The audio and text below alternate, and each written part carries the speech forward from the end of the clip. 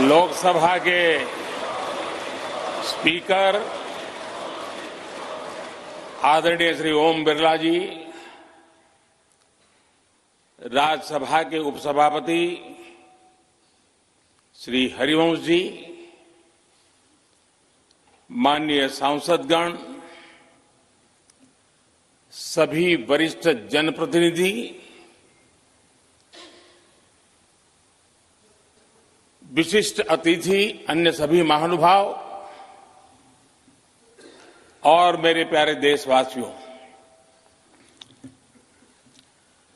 हर देश की विकास यात्रा में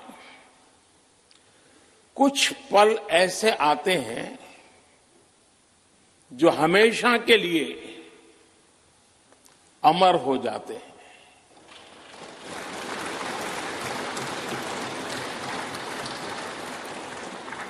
कुछ तारीखें समय के ललाट पर इतिहास का अमिट हस्ताक्षर बन जाती है। आज 28 मई 2023 का ये दिन ऐसा ही शुभ अवसर है।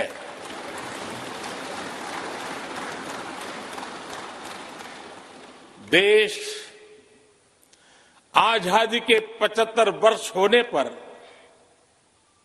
अमृत महोत्सव मना रहा है। इस अमृत महोत्सव में भारत के लोगों ने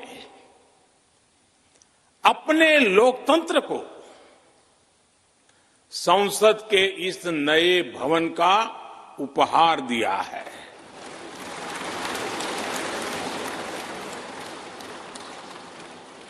आज सुबह ही संसद भवन परिसर में सर्वपंथ प्रार्थना हुई है। मैं सभी देशवासियों को भारतीय लोकतंत्र के इस स्वर्णिम क्षण की बहुत बहुत बधाई देता हूं।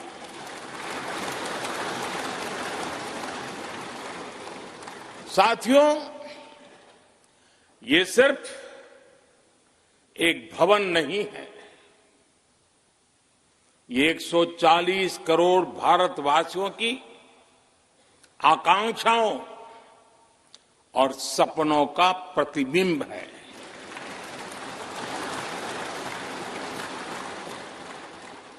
ये विश्व को भारत के दृढ़ संकल्प का संदेश देता हमारे लोकतंत्र का मंदिर है।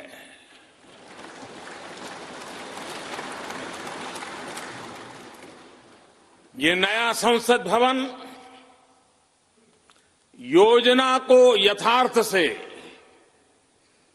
नीति को निर्माण से, इच्छा शक्ति को क्रिया शक्ति से, संकल्प को सिद्धि से जोड़ने वाली अहम कड़ी साबित होगा। ये नया भवन हमारे स्वतंत्रता सेनानियों के सपनों को साकार करने का माध्यम बनेगा।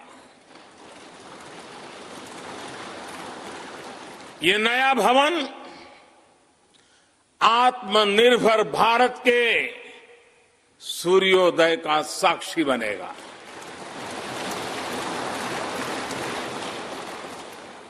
ये नया भवन विकसित भारत के संकल्पों की सिद्धि होते हुए देखेगा। ये नया भवन नूतन और पुरातन के सह अस्तित्व का भी आदर्श है। साथियों, नए रास्तों पर चलकर ही नए प्रतिमान गढ़े जाते हैं।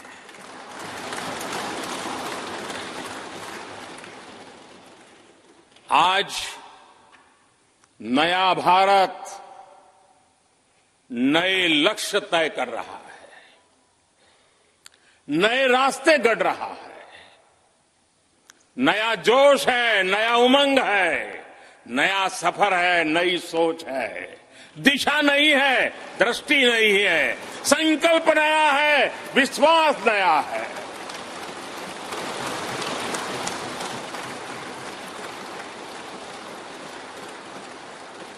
और आज फिर एक बार पूरा विश्व भारत को, भारत के संकल्प की दृढ़ता को, भारतवासियों की प्रखरता को, भारतीय जनशक्ति की जिजीविषा को आदर और उम्मीद के भाव से देख रहा है।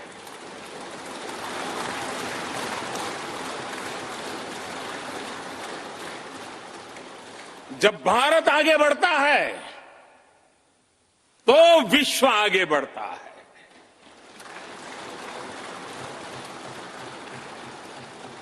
संसद का ये नया भवन भारत के विकास से विश्व के विकास का भी आह्वान करेगा।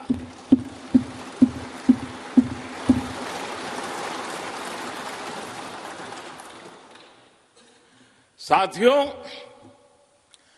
आज इस ऐतिहासिक अवसर पर कुछ देर पहले संसद की इस नई इमारत में पवित्र सेंगोल की भी स्थापना हुई है।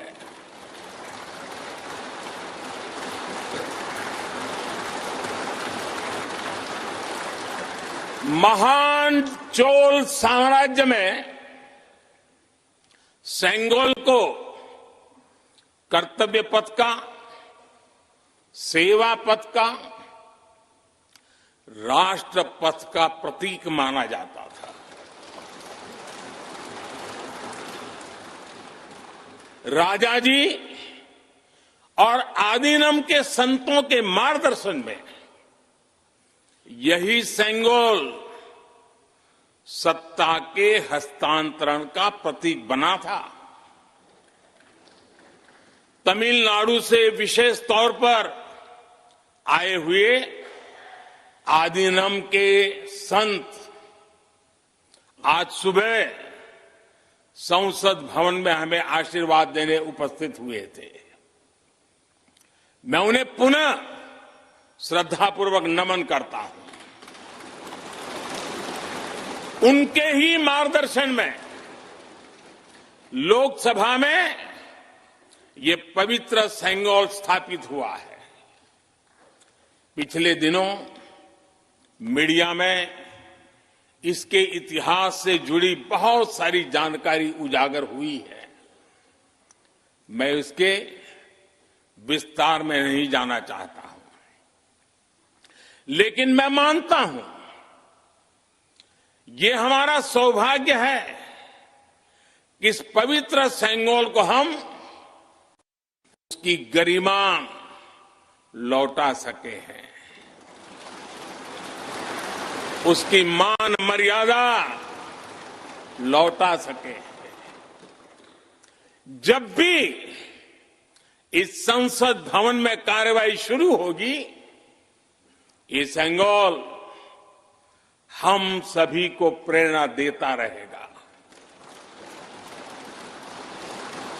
साथियों, भारत एक लोकतांत्रिक राष्ट्र ही नहीं बल्कि लोकतंत्र की जननी भी है,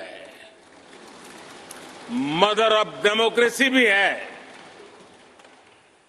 भारत आज वैश्विक लोकतंत्र का भी बहुत बड़ा आधार है।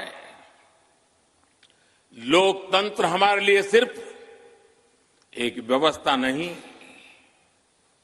एक संस्कार है, एक विचार है, एक परंपरा है। हमारे वेद हमें सभाओं और समितियों के लोकतांत्रिक आदर्श सिखाते हैं। महाभारत जैसे ग्रंथों में गणों और गणतंत्रों की व्यवस्था का उल्लेख मिलता है। हमने वैशाली जैसे गणतंत्रों को जीकर दिखाया है। हमने भगवान बसवेश्वर के अनुभव मंटपा को अपना गौरव माना है। तमिलनाडु में मिला 900 ईस्वी का शिलालेख आज भी हर किसी को हैरान कर देता है। हमारा लोकतंत्र ही हमारी प्रेरणा है। हमारा संविधान ही हमारा संकल्प है। इस प्रेरणा, इस संकल्प की सबसे श्रेष्ठ प्रतिनिधि अगर कोई है तो ये हमारी संसद है।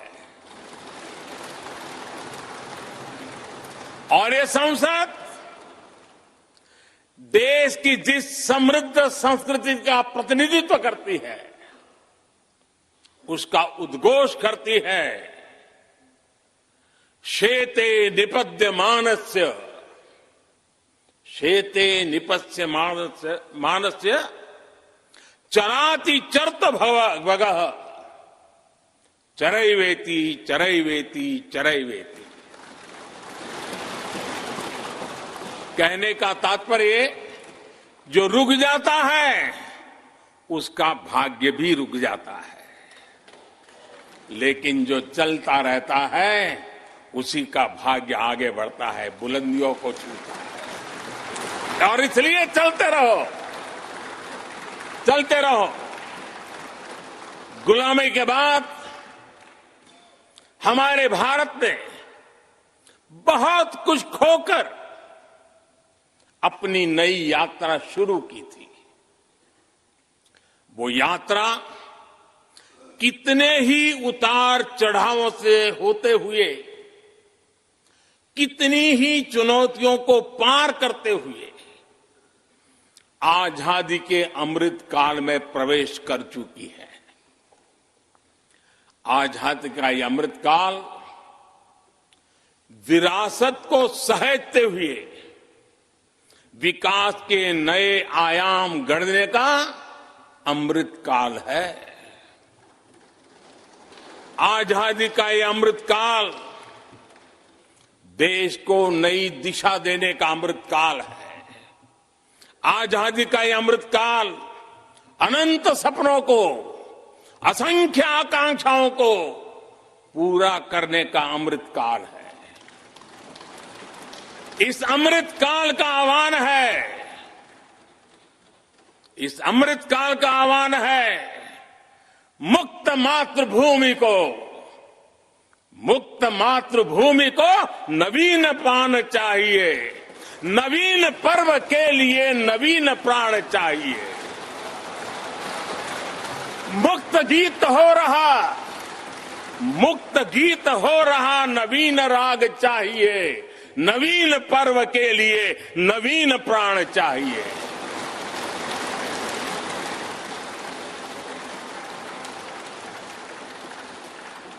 और इसलिए भारत के भविष्य को उज्जवल बनाने वाली इस कार्यस्थली को भी उतना ही नवीन होना चाहिए,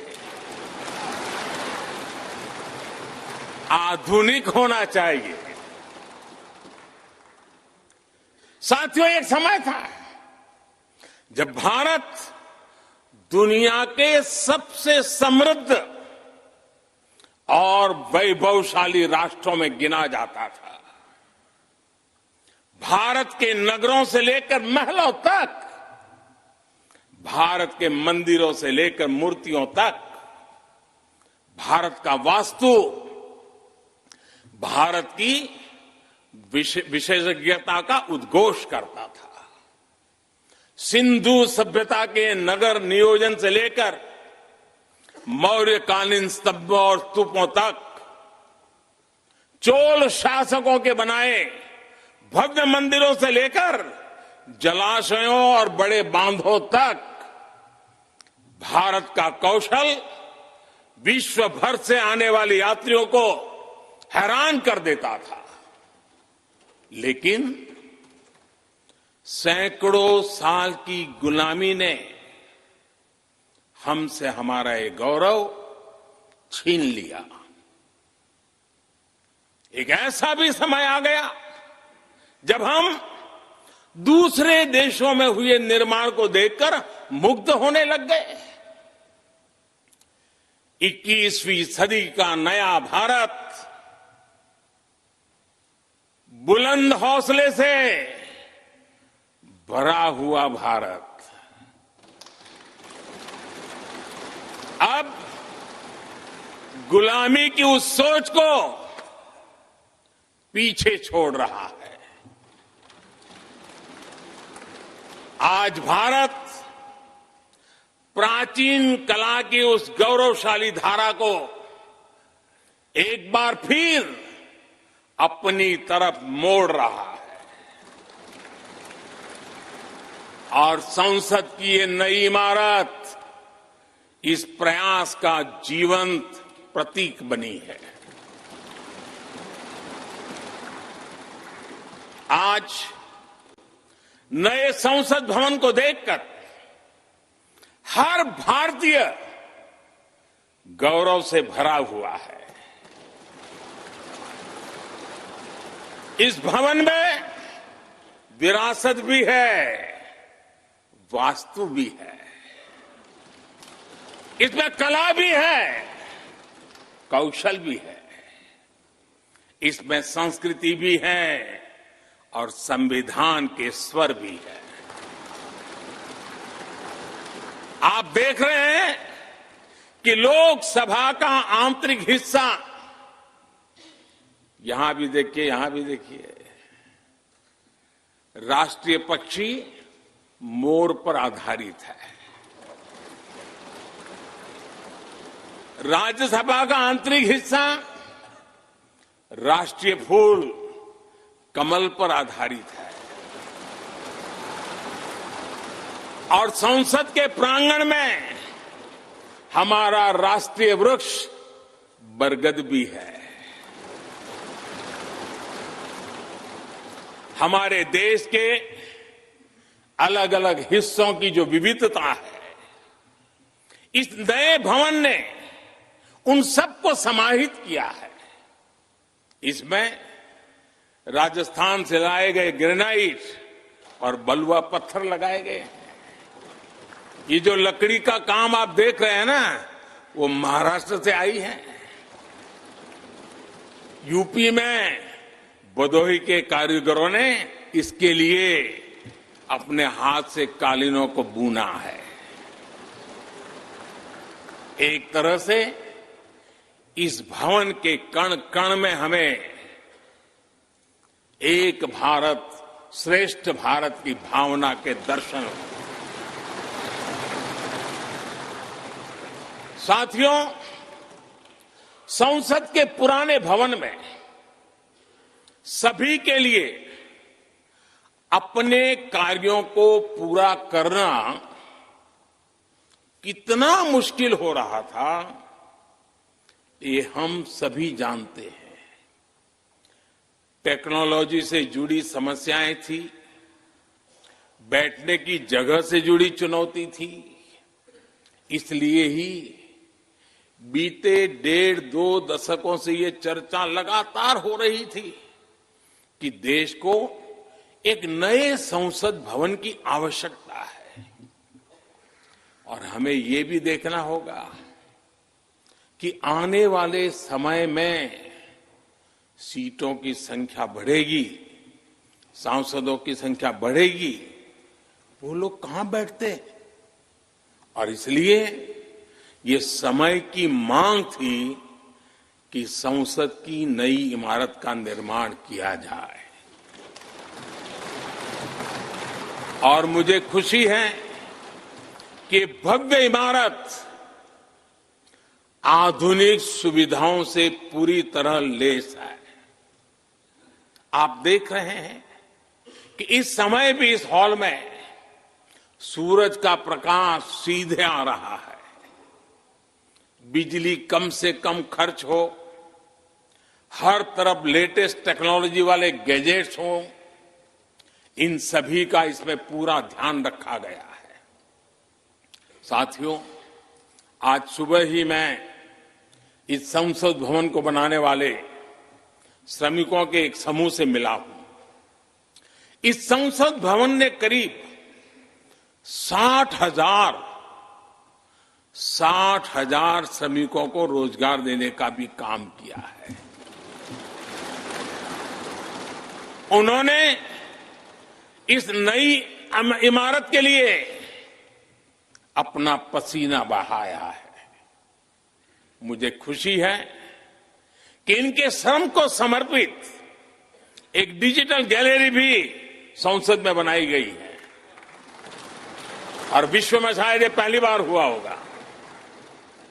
संसद के निर्माण में अब उनका योगदान भी अमर हो गया है। साथियों, कोई भी एक्सपर्ट अगर पिछले 9 वर्षों का आकलन करे तो पाएगा कि ये 9 साल भारत में नव निर्माण के रहे हैं, गरीब कल्याण के रहे हैं। आज हमें संसद की नई इमारत के निर्माण का गर्व है, तो मुझे पिछले 9 साल में गरीबों के 4 करोड़ घर बनने का भी संतोष है। आज जब हम इस भव्य इमारत को देखकर अपना सर ऊंचा कर रहे हैं, तो मुझे पिछले 9 साल में बने 11 करोड़ शौचालयों का भी संतोष है, जिन्होंने महिलाओं की गरिमा की रक्षा की, उनका सर ऊंचा कर दिया। आज जब हम इस संसद भवन में सुविधाओं की बात कर रहे हैं, तो मुझे संतोष है कि पिछले 9 साल में हमने गांवों को जोड़ने के लिए 4 लाख किलोमीटर से भी ज्यादा सड़कों का निर्माण किया। आज जब हम इस इको फ्रेंडली इमारत को देखकर खुश है, तो मुझे संतोष है कि हमने पानी की एक एक बूंद बचाने के लिए 50,000 से ज्यादा अमृत सरोवरों का निर्माण किया है। आज जब हम इस नए संसद भवन की लोकसभा और राज्यसभा को देखकर उत्सव मना रहे हैं, तो मुझे संतोष है कि हमने देश में 30,000 से ज्यादा नए पंचायत भवन भी बनाए हैं। यानी पंचायत भवन से लेकर संसद भवन तक हमारी निष्ठा एक ही है, हमारी प्रेरणा एक रही। देश का विकास, देश के लोगों का विकास। साथियों, आपको ध्यान होगा 15 अगस्त को लाल किले से मैंने कहा था, यही समय है, सही समय है।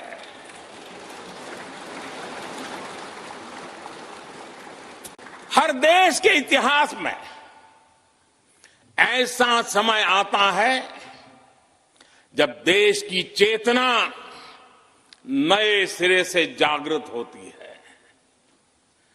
भारत में आजादी के 25 साल पहले, 47 के पहले 25 साल याद कीजिए, आजादी के 25 साल पहले ऐसा ही समय आया था।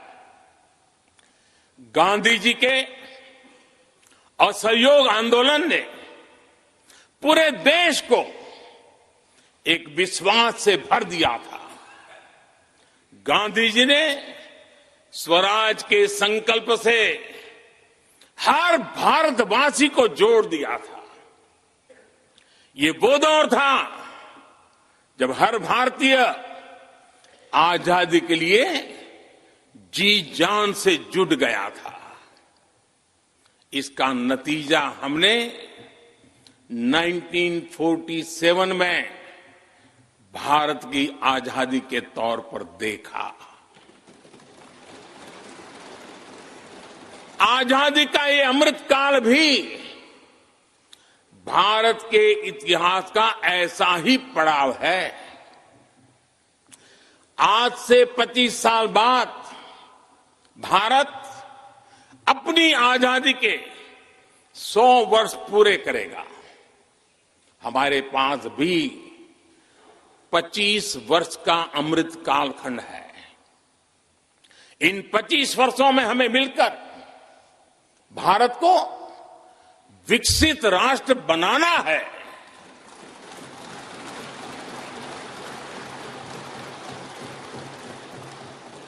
लक्ष्य बड़ा है, लक्ष्य कठिन भी है, लेकिन हर देशवासी को आज इसके लिए जी जान से जुटना ही है। नए प्रण लेने हैं, नए संकल्प लेने हैं, नई गति पकड़नी है। और इतिहास गवाह है कि हम भारतीयों का विश्वास सिर्फ भारत तक ही सीमित नहीं रहता। हमारी आजादी की लड़ाई ने दुनिया के बहुत सारे देशों में उस समय एक नई चेतना जागृत कर दी थी। हमारी आजादी की लड़ाई से भारत तो आजाद हुआ ही, साथ ही कई देश आजादी की राह पर चल पड़े। भारत के विश्वास ने दूसरे देशों के विश्वास को सहारा दिया था। और इसलिए भारत जैसा विविधता से भरा देश, इतनी बड़ी आबादी वाला देश, इतनी सारी चुनौतियों से लड़ने वाला देश जब एक विश्वास के साथ आगे बढ़ता है तो इससे दुनिया के अनेक देशों को प्रेरणा भी मिलती है। भारत की हर सफलता आने वाले दिनों में दुनिया के अलग अलग भूभाग में अलग अलग देशों की सफलता के रूप में प्रेरणा का कारण बनने वाली है। आज यदि भारत तेजी से गरीबी दूर करता है तो ये कई देशों को गरीबी से बाहर आने की प्रेरणा भी देता है। भारत का विकसित होने का संकल्प कई और देशों का संबल बनेगा। इसलिए भारत की जिम्मेदारी और बड़ी हो जाती है। और साथियों, सफलता की पहली शर्त सफल होने का विश्वास ही होती है। ये नया संसद भवन इस विश्वास को नई बुलंदी देने वाला है। ये विकसित भारत के निर्माण में हम सभी के लिए नई प्रेरणा बनेगा। ये संसद भवन हर भारतीय के कर्तव्य भाव को जागृत करेगा। मुझे विश्वास है इस संसद में जो जनप्रतिनिधि बैठेंगे वे नई प्रेरणा के साथ लोकतंत्र को नई दिशा देने का प्रयास करेंगे।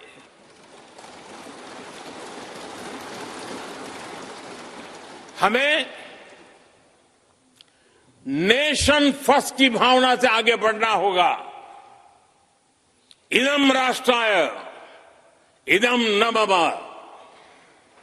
हमें कर्तव्य पथ को सर्वोपरि रखना होगा।